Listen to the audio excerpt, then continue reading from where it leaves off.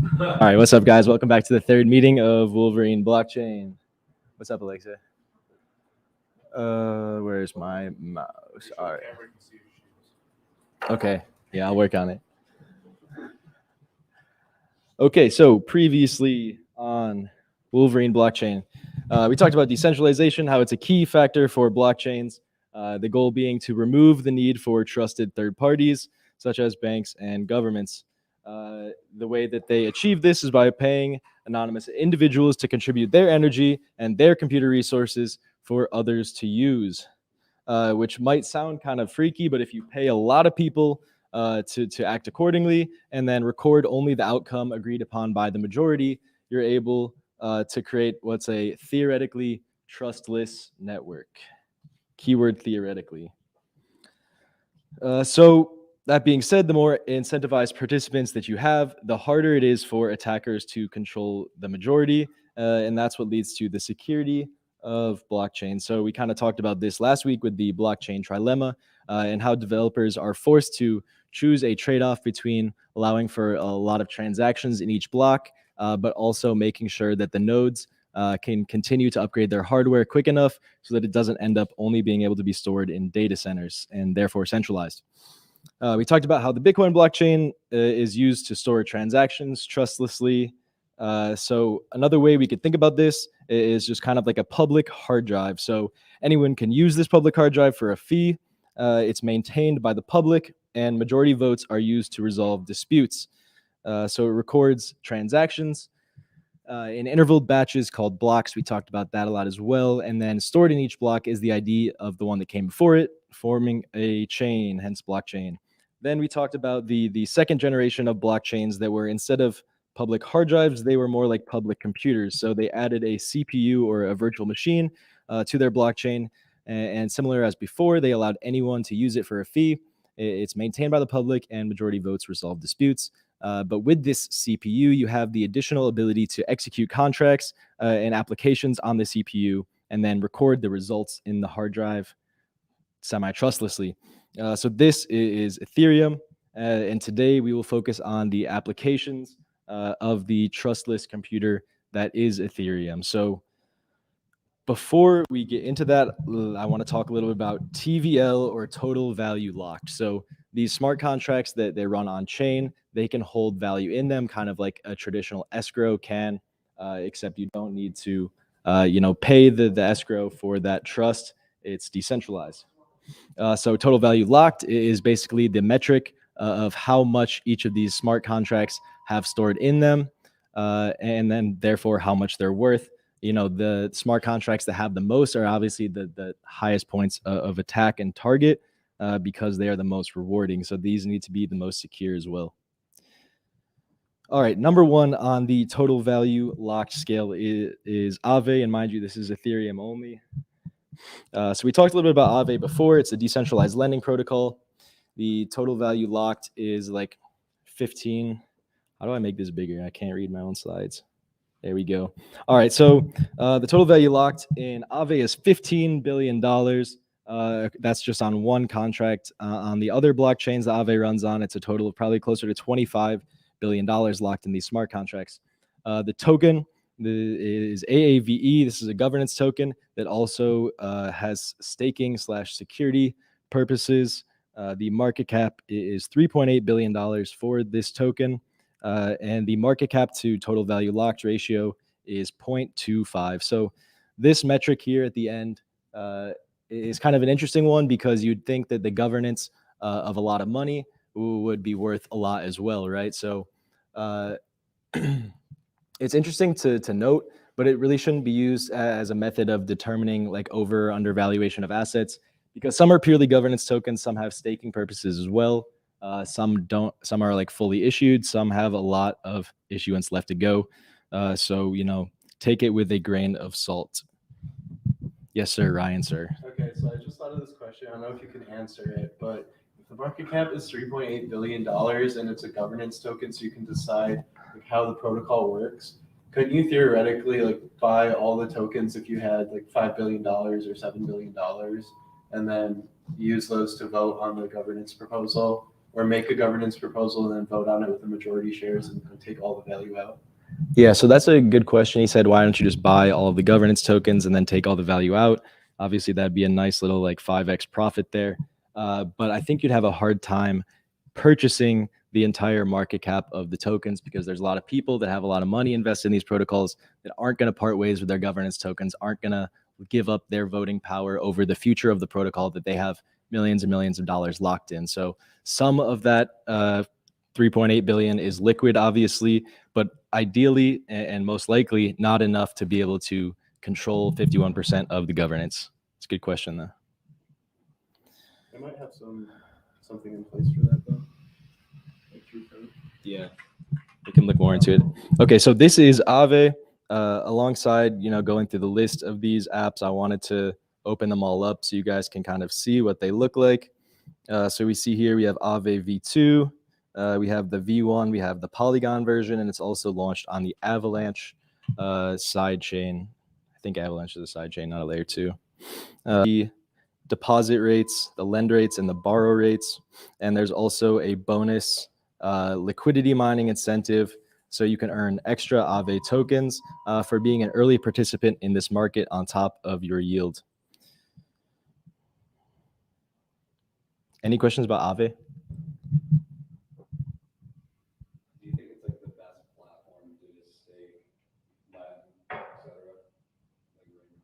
If you want decentralization, then yes. If you want higher interest rates, then go for a centralized entity like Gemini or Voyager. It has the lowest borrow rates. So if you want to borrow, yeah.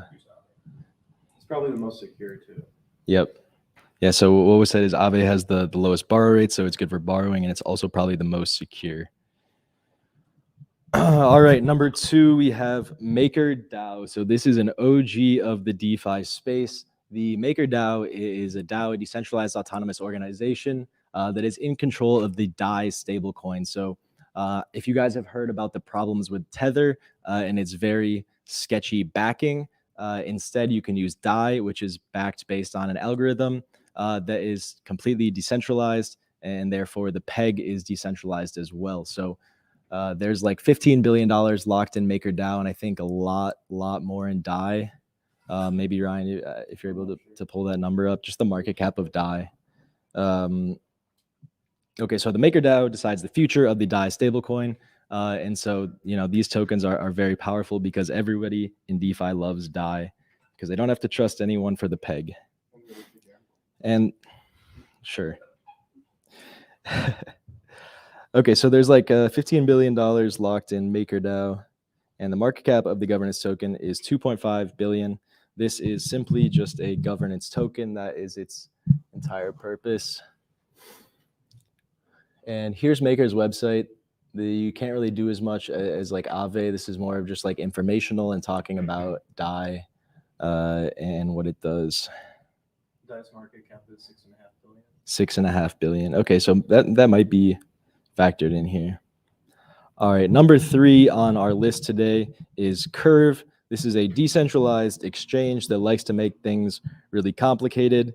They have $14 billion locked in them. What's unique about Curve is that they have tri-pair liquidity pools. So instead of just like USDC to ETH, they have like 3 stablecoin pairs, for example. And I wish I understood how this worked, but you could tell by their logo, it's very complicated. Curve is maintained by the CRV token, which does governance as well as staking and security. So you can stake some of these tokens and earn reward on them for securing the protocol. Market cap of Curve is $1.1 billion, and the market cap to TVL ratio is a very low 0.07. So if we go back to, that's weird. I guess we'll just look at Curve real quick. Okay, so they kind of have this like cool old school aesthetic, and you can see here are the pools. So this is like the tri-crypto pool I was talking about. Here's your base APY, and they also have liquidity mining incentives similar to how Aave does. So you can earn extra Curve tokens for being an early adopter and user of this protocol. Any questions on Curve? Drew. Yeah, I was looking at this and I didn't really understand how the rewards work. It's like adds 5.6%, somehow you get 14%. Like how does that work? I think it's a range, but that's a good question. I don't know how it's determined. I bet that this. Okay, so it fluctuates based on the price of the Curve token and the reward rates. So when more people are farming them, it's going to be lower on average. A lot of these APYs are really hard to tell too because they're floating and they change. Exactly. Yeah. So like Ryan said, all of these yields are based on the market, so they fluctuate very constantly. Heyman, did you have another question about it? Yeah, so I've done some pretty extensive research on this, like on this project specifically. So I'm just wondering your thoughts on this, like in terms of the evolution of it. Like, could you see this overtaking Aave percent and be like the number one? Okay, so Aave is a lending protocol. This is an exchange. I'm saying like, aren't they both? In terms of TVL, you mean? Could it overtake Aave? I think it has like last week. No, I mean I got these numbers on Monday. So as a It's the number one. what? For a while. Curve, I saw it's the number one TVL. Interesting. Yeah, so it does fluctuate a lot. These numbers are from Monday, but yeah, it definitely does have the like opportunity to take over the number one spot as far as TVL. But I think that their applications don't make them like direct competitors because one's an exchange and one's just for lending. I don't know the stats either, but I bet Aave has a lot more users just because of its interface and usability. All right, so What's the main value of having like a high TVL? Does it just mean more stable APY? so basically TVL is kind of a way to measure adoption and trust in the protocol. If there's a lot of money being put into it, that means that people who are putting large amounts are probably hiring people to check out the smart contracts and make sure that it's safe. So it's just a metric of adoption. So there's more liquidity too. And should be more Yeah. secure because there's a bigger bounty. Yeah, exactly. Ryan said there's additional liquidity, which is another benefit. All right, in the fourth place position, we have InstaDApp. This is a middleware protocol that aggregates DeFi applications. So it's kind of a one-stop shop for all these DeFi protocols that we're talking about. And it's pretty cool for that. It's decentralized, of course. And there's $12 billion locked in it right now. The INST token is a governance token with a market cap of $73 million. Now there's a star on this because the number, I pulled this number from CoinMarketCap and it was flagged as self-reported. So it could be incorrect or it could be ridiculously undervalued.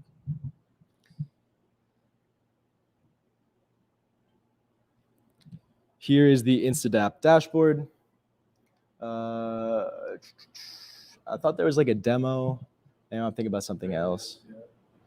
I was thinking about Akala. Remember that we did So that? that definitely has a demo. This is on the Ethereum mainnet.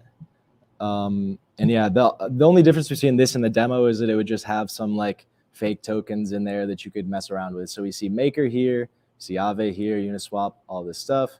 And you can do basically all the DeFi stuff right from this one dashboard.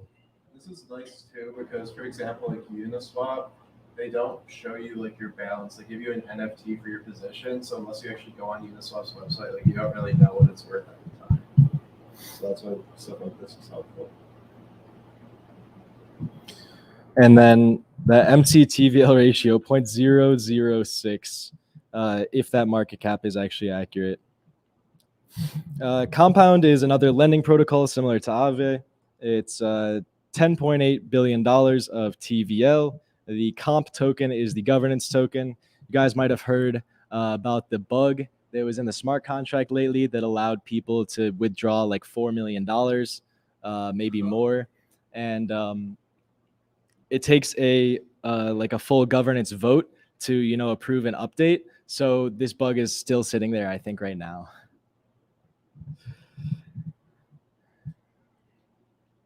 Market cap of the governance token is 1.8 billion. and the ratio is 0.167. All right, next up is Convex, which is one I previously wasn't familiar with, but it's basically like a kind of like a sister application to Curve, and you can basically get higher interest when securing the Curve network through Convex, as opposed to just going directly through Curve. Convex has a token that I'm not sure. I'm guessing it's just a governance token. I forgot to look that up, I guess. The market cap is $440 million with the ratio of 0.06.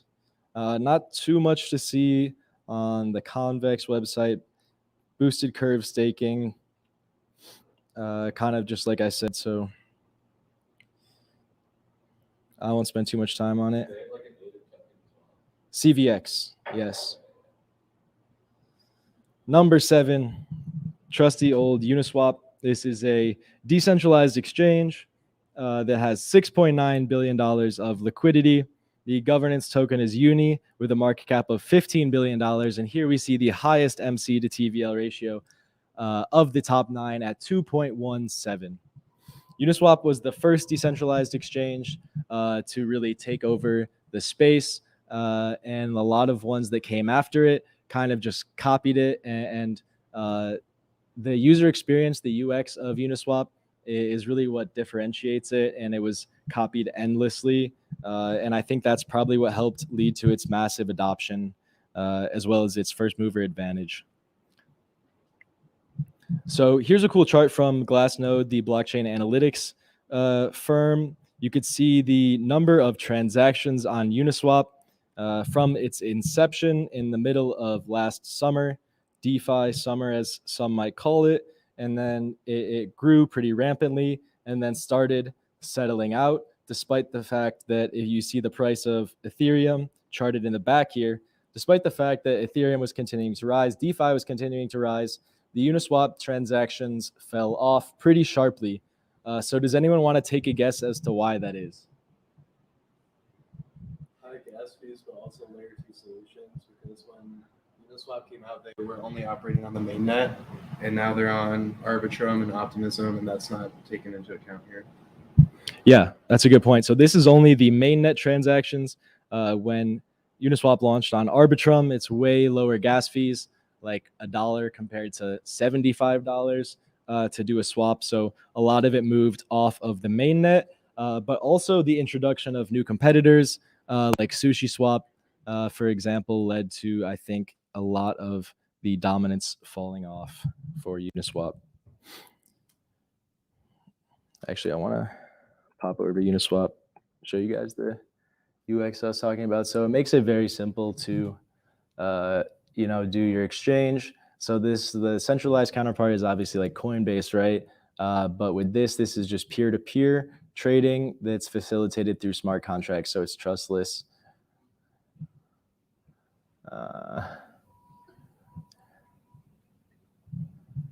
Here we can see the top pools for Uniswap v3. The selling feature of Uniswap v3 is that it has concentrated liquidity positions. So you don't have to provide liquidity across the entire price curve. You can concentrate it in the area close to where the pair is trading. And then, when it goes out of the range, obviously you won't be providing any swaps or earning any fees. But while it's in it, you could be earning a lot more than if you had to distribute your liquidity across the entire price curve. So it's kind of interesting to see how it clumps. I don't really have an explanation for why it looks exactly like it does, specifically for this pair. That's the volume chart. I knew that.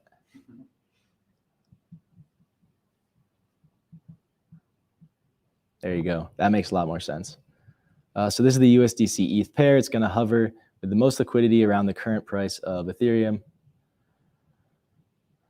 Volume on this pool is up 47% today, $100 million flowing through here. Total value locked in this one pair smart contract is $350 million. So you can also, you don't have to be the user of this liquidity. You can also be the provider of the liquidity, commonly referred to as LPs, liquidity providers. And like Ryan was talking about earlier, if you provide liquidity to Uniswap, they issue you an NFT that shows your position, the range it's in, and all that cool stuff. I don't think I have, no, I don't have this wallet on this browser, so can't show you that, unfortunately, but maybe next time.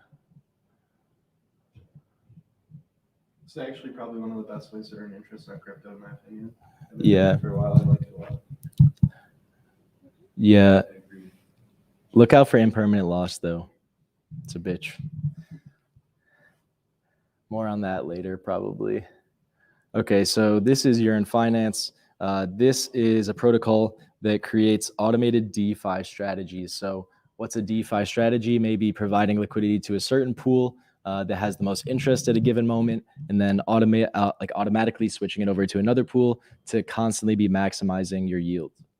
So there are what are called like vaults, and you basically just deposit your money into these vaults, and they execute some sort of strategy, based on what they are. Henry, you've done a lot more with Yearn. Do you have anything to add here? Well, just that it's like really tightly integrated with Curve, and they have some of the smartest developers out there working on these strategies. And yeah, they like to do some complex shit too. Yeah, very cool. Yearn is another OG of the crypto space.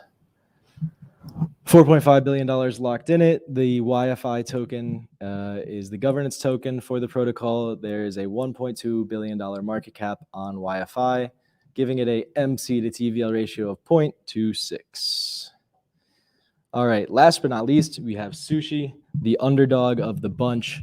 SushiSwap started as a fork of Uniswap, which means they took their public code base, copy-pasted it, and said, all right, we are a new product. And they basically just got shit on, like the team behind Uniswap, especially in Hayden Adams, the creator of Uniswap. He was not happy about this. The original developer actually, I think, rugged the project, and then some second person came in. I think Chef Nomi was the second person, right? Or was that the first? That was the first. Okay, Nomi was the... Yeah. Was it really? Yeah. Huh. Okay, so SBF from FTX, our official exchange of Wolverine blockchain, came in and saved the day, and now they have a new team. Chef Maki is the lead developer now. And Maki has been doing some crazy stuff, turning Sushi from a shitcoin into the 9th biggest protocol on Ethereum. They are also doing a lot of stuff with farming and integrating different DeFi options that Uniswap doesn't have. Obviously, they don't have the concentrated liquidity that Uniswap does. That is like patented to them. But you can do a bunch of other stuff like farm, lend, borrow. So you could basically have all of Aave in here as well. And then you can also stake your Sushi tokens to secure the protocol and earn a 10% annual yield at today's rate. I have the majority of my Sushi staked. You might as well. All right, so back to Glassnode. This is the TVL of all of DeFi on Ethereum, and you can see it is well past its all-time highs, despite the fact that Ethereum is not yet. So we see continued adoption and continued growth.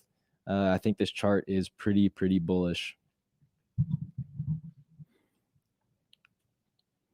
So this is the chart that we talked about with Uniswap before, and our ideas as to why it kind of fell off or lost its dominance was the advent of layer 2s, but probably more specifically the advent of new competition into the market. So I'm going to make a prediction here that something very similar is going to happen with another protocol called OpenSea. So right now, OpenSea dominates the NFT market. All of the volume flows through there, and they take a 2.5% fee on every transaction. And yeah. Just last week, Coinbase announced that they are creating an OpenSea competitor, which has over 2 million signups for the waitlist already. And so they're probably going to disrupt a lot of OpenSea's business nearly immediately because they can afford to charge a 0.5% fee instead of the 2.5% fee. So why would anyone use OpenSea at that point?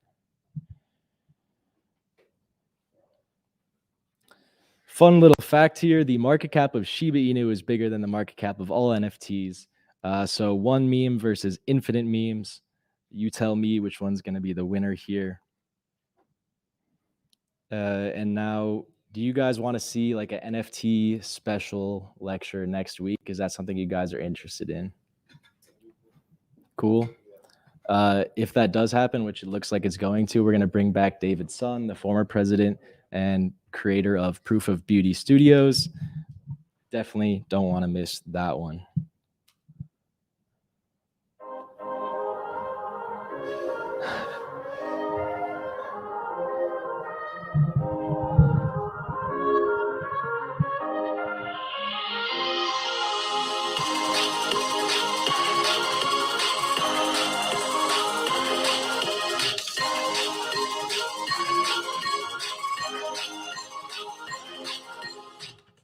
All right, so that was a little abrupt, but that is the intro trailer for Crypto Campus.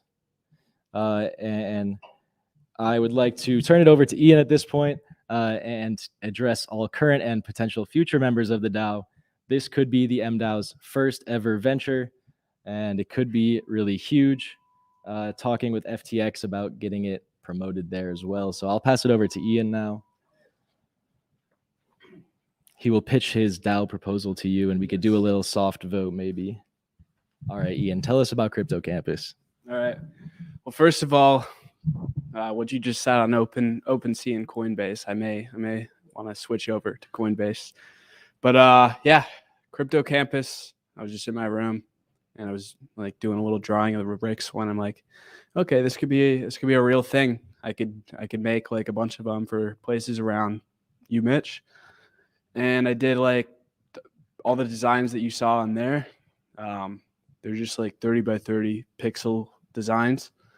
And I think the goal right now is to kind of have this be kind of like a Bored Ape Yacht Club type thing, where you're by owning the token, it can kind of come like a membership into something. One of the ideas that I was thinking is like if you own one of the tokens, you'd be able to paint like a virtual rock or something. Like Bored Ape Yacht Club, they have the bathroom, where if we got any Bored Ape holders in here, anybody? No? Anybody that wants to admit it? Okay. So yeah, basically, yeah, if you that's one of my ideas.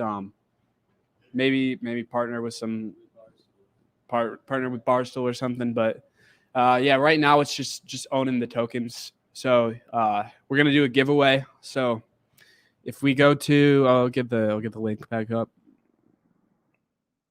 The cryptocampus.org. So if you go to the cryptocampus.org, you can sign up for a giveaway. We're giving away 17 of the tokens, like each of the designs, and then so yeah, just type in your UMitch email and then your ETH address, and you'll be entered into the giveaway. And then we're also giving an entire set. So that's everything from the collection here that goes by. We're giving an entire set of those tokens to the DAO as part of the proposal. Yes. So yeah, that's basically we're giving away a full set to the DAO, which hopefully, I mean, if we get like FTX partnerships, like they'll increase in value over time.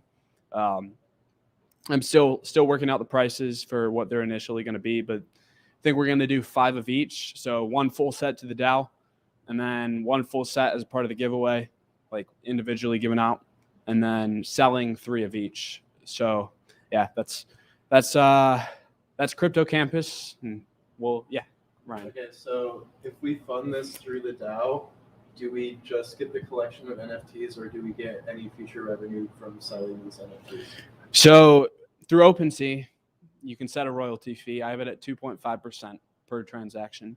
So every time there is a transaction, like as part of a sale, like you would get 2.5% of it, including the initial transactions. So I haven't thought about that yet, but I mean, I'm definitely open to it. I'm definitely open to giving some of the royalty to part of the DAO. I think that makes it more valuable, definitely, like as opposed to like some of the sales, some of the initial sales. Yeah. Definitely to fund like the initial investment. So what are you offering and what are you requesting in your proposal? Yeah, so offering offering the full set of 17 and I'll decide on a percentage. I'll decide on a percentage right now. Like on OpenSea, I think you can set it up to like 10% or something. And I'm sure Coinbase, when they come out with theirs, they'll probably have a way to set royalty fees as well.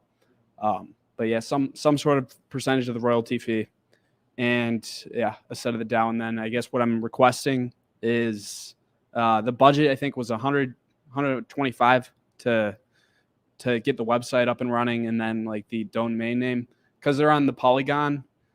Because they're on the Polygon network, there were no gas fees to like set them up on OpenSea. But if we were to go to Ethereum, then like we would have to pay a lot of gas fees because we have to pay for each individual NFT that's added to the collection. So yeah, we're thinking same on Polygon for now. But And how much are you selling them for? Off the rip? yeah, so right now I'm thinking about selling them. So I'm selling 3 of each, and to give like people that buy them early, like a benefit for buying early, I have the prices set at 0.005 ETH. That's and that's like the lowest price, and then 0.0075 ETH, and then 0.01 ETH. So progressively higher prices depending on how early you are to buy them.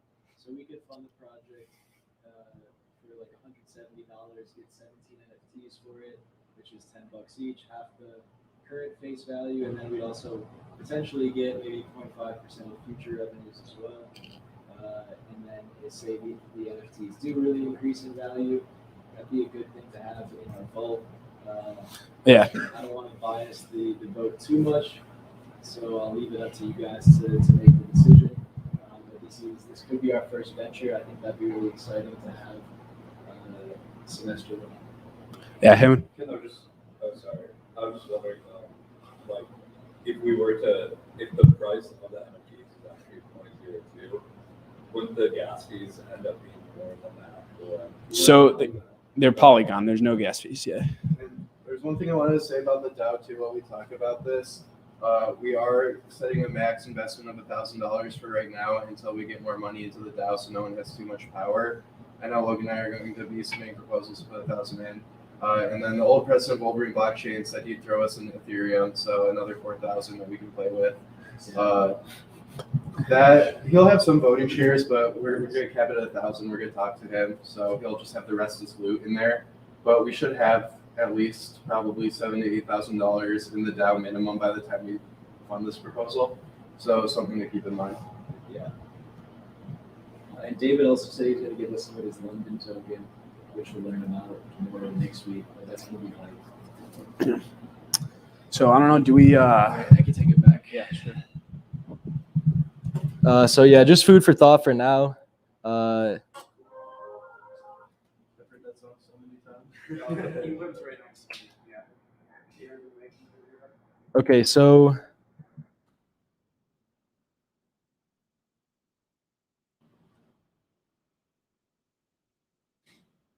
header scan.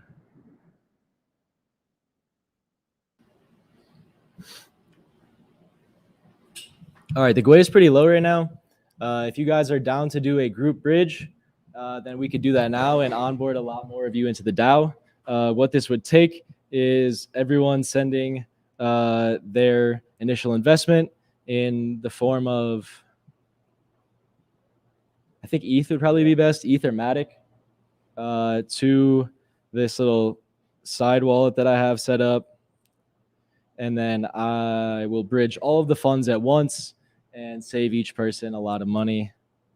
And I might just pay for it myself if we have enough people down to bridge. Can you check out the Umbria network? Which one? The Umbria, I sent in the group. Actually, I got to meet these guys this summer when I was launching my project. And basically, like they built a bridge from Ethereum to Matic that is quicker and cheaper than. Oh, really? Yeah. So I've used it a few times. It's like maybe like $5-10. What's it called? Umbria, Umbria. UMBRI or DRI? UMBRIA. That's bridge. I've got to state. You're curing this for us. In a way. They don't have too much TVO. All right, cool. Yeah, so that'd be a lot better option then. Yeah. You just go- How do they make it so much? How do they make it so cheap? I believe what they are is basically a cross-chain DEX. So they've got assets on both networks, so they're not actually really. That's cool. That's a good idea. It's a really good idea, right?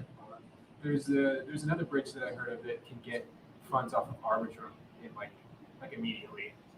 Yeah, this- Instead of 7 days. I think they do the same kind of idea. Yeah, there's no waiting period on this either. Really, which is nice. That's huge. Okay, so this would actually be practical for people to do on their own, right? I mean, we could still save like a fee if we send it to you, Yeah, but there's a ETH fee anyways. yeah. All right, so are you guys interested in doing this right now? What's like the minimum you can send in right now? You might need Matic token though. Well, I actually set up. I'm just buying the Polygon from GitHub. Nice. The minimum is like, I don't know, $10. Oh, okay. Make it worth your time. No. Yeah. I mean, gas fees are gonna be at least $10. So. Yeah. So just by a show of hands, who's down to run this? I want to do it about it. I'm trying. You're gonna have trouble doing it. There's no way I won't be able to do it in time. No, you're fine. I'll bridge some funds. All right. I'm gonna have to code the gas fee on this.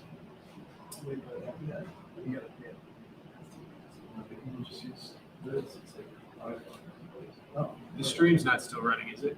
Yeah, it is. You probably would have removed that Why? because that's how. Oh, okay. I thought that was your. Like, That's how fishers steal MetaMasks. But it's not. It's just the same. What if I press export private key? Yeah, that's what you got to worry about. I thought that's what you had up. Goddamn. While everyone's here, I don't know if anyone's interested in this, but last year I worked for a venture capital firm that invests in enterprise blockchain startups. If anybody would be interested in that, let me know. They're looking for fall interns, spring interns. Very It's cool. unpaid, but if you like, work more than 15 hours a week, they'll pay you for that extra time, and then there's like an incentive system which they'll pay you. So What's the VC called? it's called Block Accelerate VC. So they have some cool investments. Block celery or block? Block celery? Accelerate. Okay. So I can send the job posting in the chat, but just Yeah, thought do that. while you guys are here. But yeah, it's really smart people, and I had a chance to like speak with some really like cool founders of cool companies. So. Yeah, that's Do they awesome. invest in like anything we would recognize, or mostly just like commercial? Yeah, they do. stuff? I'm trying to think of which one you guys would know the most. Have you guys heard of anything called Zen Ledger? Uh-uh. I mean, think of like. Yeah, so the transfer fee to send it to this wallet is probably gonna be like $10. So, take that into consideration. If this says it's like $4 to something bucks, wouldn't that just be cheaper then? Just do it like so. Yeah, if it's in your MetaMask already, yeah. Yeah. If you have it on Coinbase, then Maybe like Symbiote? No, Whatever. I mean, I'll look at it though. Actually.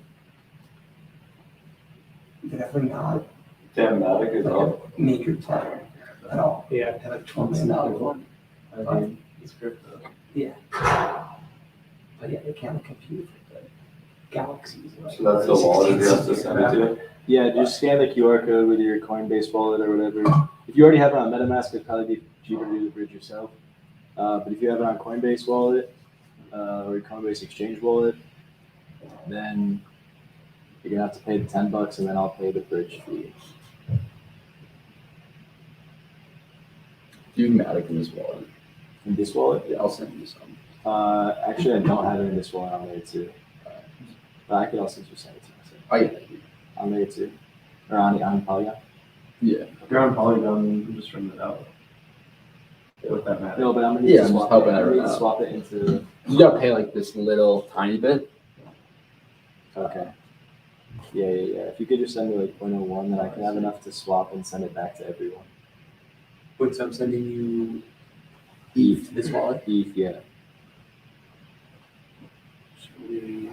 What are you doing? And reminder that as of today, it's up to $1,000 per person.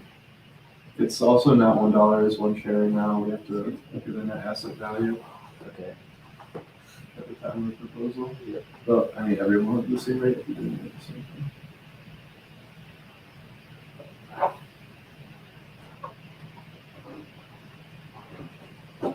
Should have got in last week, but that was up like 25%. Yeah, come on.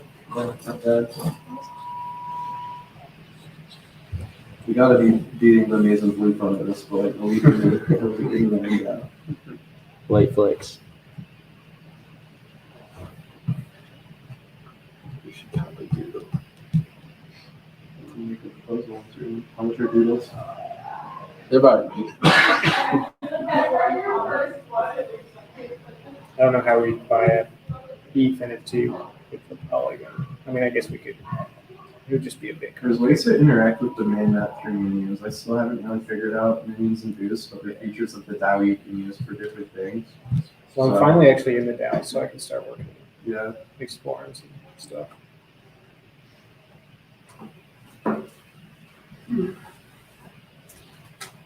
So like once I've sent it, like how will my stake in the DAO actually be allocated? So we're going to calculate the net asset value of the fund. So total value of the fund divided by the shares outstanding. And then that's the price you'll pay for each DAO share. So then you'll offer a tribute, which is just a proposal for a new member. And then say each share is worth $1.20, then you just put in however So, you want. So like since I just sent in the money, like once I like what kind of like I think he's just going to send it back to you. okay. Polygon to make, and you're not, are you going to make the proposals? I feel like No, I'll send it back to you on there too. Oh, okay. So that would be sent to my MetaMask address? Yeah. Okay. Yeah, it's the same address on Polygon and on ETH. Yeah, nice. you So just then, have to switch. you can and put in the top there. then from there, like essentially this my address will just be so now I'm gonna cop the ENS low key. Yeah. So just a JonathanHayden.eth. I think it's time. Yeah. Get it while you can. Yeah, I've just Or been some other Jonathan. yeah, nobody have any ideas. buy out right now. Make me overpay for my name. Yeah, I also want to submit a proposal to buy the Wolverine blockchain.eth for Volt. Oh yeah, we definitely Is it should. minted? No, it's open. How's it taste? Yeah. Pretty cheap. Yeah, That's pretty cheap. The Years. minting fee is like it's like $5 a year, Yeah. right? So it's very cheap. But the minting fee is like Yeah. 60, 70, $80. Oh, really? I just think that Fair. the fact that you can't like type in .eth on Google Chrome or Yeah, you anything. can. Really? So go to LoganRoss.eth without being in Google search. LoganRoss.eth.link. That's how it works. It's not a top level domain, but .link is. So you can have your. I set my ENS domain to point to an IPFS hosted file, and there you go. Really? Yes, sir. Like the thought. Thanks. Any chance you can put your wallet address in the me? That's definitely. That's pretty sick. Will you show me how to do that or not? Okay, that. For $20. All right, sounds good.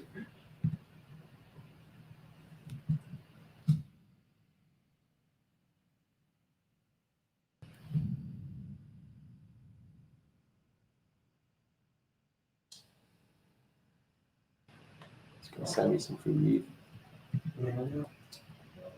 Can I send you dog coins? No. I'll write like that. Like, What the fuck? I sent some ETH to this wallet for gas like a hot second ago. Is Oh, ETH nice. gonna break 42 today? I sure hope so. What's that? 41.6. 41.6. Oh, this. 41, almost 41.7.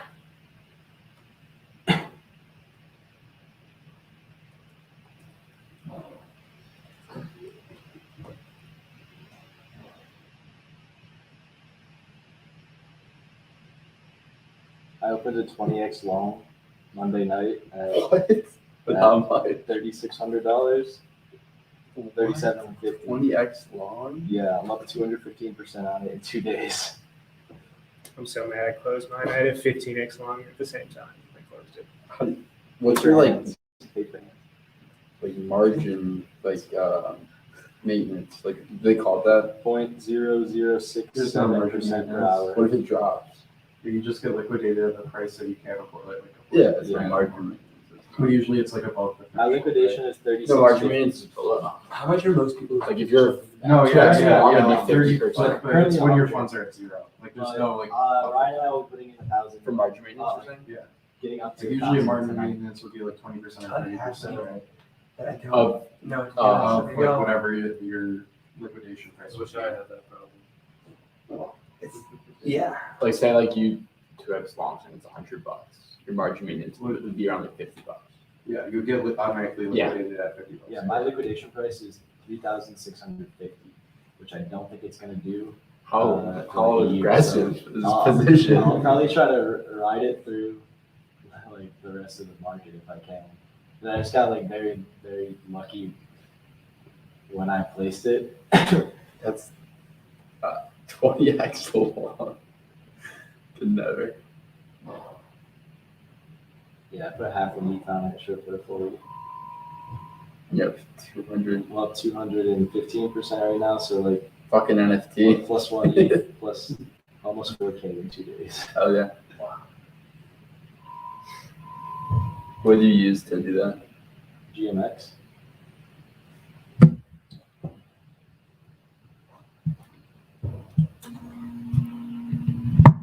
Thank you to all 0 viewers for tuning in. This will be the conclusion of today's episode.